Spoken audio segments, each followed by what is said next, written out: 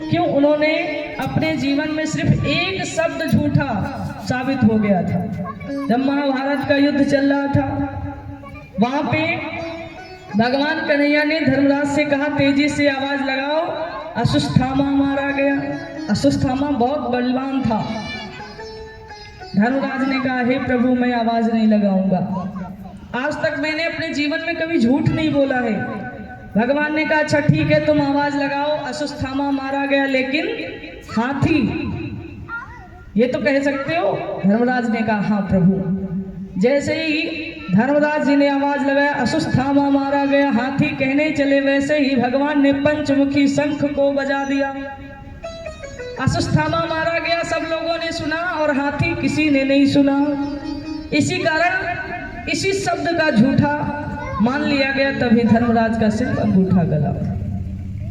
भगवान ने जंगल में आग लगवा दिया कि धर्मराज पापी हो जाएं, हो सकता बर्फ की गुफा में गल जाएं। लेकिन धर्मराज आग तो लगा दिए, रात भर नहीं सोए, रोते रहे। सुबह भगवान लेने आए, कहा चलो हम बर्फ की गुफा में गलने चलते हैं।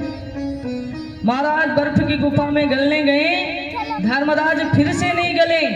भगवान कहते हैं, धर्मराज तुम पहले की तरह स्वच्छ और पवित्र हो। धर्मराज के लिए विमान आया और धर्मराज उसी पर बैठकर स्वर्ग धाम की ओर प्रस्थान कर गए। प्रेम से बोले वृंदावन बिहारी लाल की जय हो। कहते हैं, अगर किसी से कोई पाप हो जाए अनजाने में, तो अगर हम उस पाप को गलती से कर देते हैं, उसके लिए अगर हम रोते हैं, हमारे आंख से आंसू गिरते हैं, तो वो पाप जो होते हैं वो छीड़ यानी नष्ट हो जाते हैं। क्यों? क्योंकि मैंने जानबूझ के नहीं किया है। कहते हैं लोग, गंगा जाओ, गंगा में स्नान करो, सारे पाप धुल जाते हैं गंगा जी स्नान करने से। हम नहीं कहते हैं पाप धुल जाते हैं। क्यों? मम्मी को डंडा से मारो, पिता को डंडा से मारो, गौ हत्या कर दो, संतों को सताओ, ब्राह्मणों को सताओ, फिर जाओ गंगा स्नान करो, ऐसे पाप कभी नहीं धुलते महाराज। अनजाने में किए गए पाप धुल जाते हैं, लेकिन अगर माता पिता को सताओगे, गौ को सताओगे, ब्राह्मणों को सताओगे, ऐसे पाप नहीं धुलते महाराज। चाहे एक बार नहीं, 100 अपने राज्य को काफी दिनों तक बड़े नियम से चलाते हैं। परीक्षित की राज में सिंह बकरी एक घाट पर पानी पीते हैं, प्रजा को एहसास नहीं होता कि हम इनके नौकर हैं। नौकर को इसी तरह से रखना चाहिए। क्यों? क्योंकि मैंने कई लिखे लगता है। क्यों? क्योंकि अगर आजकल क्या होता है, ज्यादा छूट दे दो तो ना जाने क्या कर देते हैं। हाँ। तो महाराज, जब महाराज परीक्षित अपने राज्य को चलाते रहे, एक बार महाराज परीक्षित घोड़े पर सवार होकर शिकार खेलने गए, वन को, जंगल को। शिकार करने के लिए पेड़ की आड़ में बैठे, और जैसे पेड़ की आड़ में बैठे तो उन्हें खड़बड़ाहट की आवाज सुनाई पड़ी। महाराज परीक्षित ने उठ के देखा तो क्या देखा कि एक रोती चिल्लाती गाय दौड़ती चली आ रही है।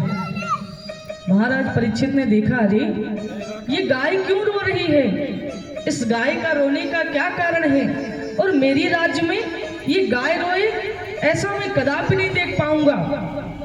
महाराज परीक्षित खड़े हुए और पहुंचे उस गाय के पास।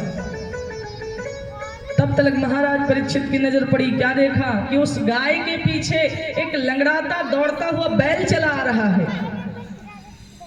और फिर महाराज परीक्षित ने देखा तो क्या देखा, उस बैल के पीछे काला कुरूप चंडाल हाथ में मूसल लिए दौड़ता चला आ रहे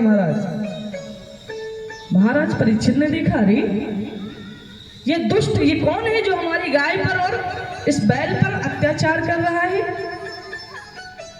महाराज परीक्षित पहुंचे गाय के पास। हे वसुंधरे, हे कपिले, तुम क्यों रो रही हो, और ये तुम्हारे पीछे ये काला कुरूप चंडाल ये कौन है। महाराज परीक्षित ने जब पूछा तो रोती हुई गाय ने कहा, हे महाराज परीक्षित, मैं कोई साधारण गाय नहीं हूं, मैं पृथ्वी के रूप में गाय बनकर प्रकट हुई हूं। मैं पृथ्वी हूं, गाय के रूप में प्रकट हुई हूं। हमारे पीछे जो लंगड़ाता दौड़ता हुआ बैल चला रहा है, ये बैल नहीं बल्कि ये धर्म है। इसके पीछे जो काला कुरूप चंडाल दौड़ बल्कि ये कलयुग है। जहाँ पर धरती रहेगी वहीं पे धर्म रहेगा, और जहाँ पर धर्म रहेगा वहीं पर ये कलयुग रहेगा। महाराज परीक्षित ने कहा ठीक है, लेकिन ये अत्याचार क्यों कर रहा है? मैं इसे कदाप जीवित नहीं छोड़ूंगा। महाराज परीक्षित ने अपनी तलवार उठाया, कलयुग महाराज के सामने खड़े हो गए। है कलयुग, मैं तुझे अभी मृत्युदंड दे दूंगा, तुम इस गाय पे अत्याचार कर रहे हो। कलयुग ने कहा कि ब्रह्मा की लेखनी को आज तक कोई नहीं टाल पाया है। अगर आप ब्रह्मा की लेखनी को टालेंगे तो सबसे पहले दुनिया में आप ही हो। महाराज परीक्षित अपनी तलवार को नीचे कर लिए कि ब्रह्मा की लेखनी को कौन टाल पाया है, मैं तो नहीं टाल पाऊंगा। कलयुग महाराज ने कहा मेरे युग में जैसी सुविधा होगी ऐसे अन्य युगों में तुम्हें सुविधा नहीं मिलेगी। महाराज परीक्षित ने कहा कौन कौन सी?